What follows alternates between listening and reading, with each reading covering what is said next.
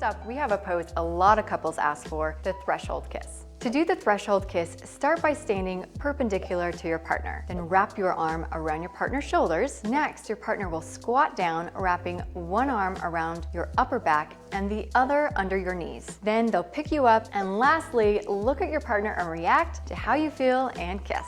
Now for a variation to the threshold kiss, which looks equally as classic, the carry kiss. To do the carry kiss, start by facing each other. Then your partner will wrap their arms around your lower rear and pick you up. Then you'll engage with your partner. As I mentioned, eye contact and smiles are both a great way to do this. Then your partner will spin you around. And last but not least, seal the moment with a kiss. Now let's talk about what not to do with these poses. First, make sure everyone knows what's happening and when. If your partner doesn't give you warning and suddenly picks you up, you'll be looking more worried than in love. Second, if you're picking your partner up, make sure you bend at the knees and lift with your legs. If you lift with your back instead of your legs, you could get hurt easily. Third, make sure you keep your balance steady. In these poses, we're picking a partner up off the ground, and if we don't have our balance, we could all end up falling. Not a good look.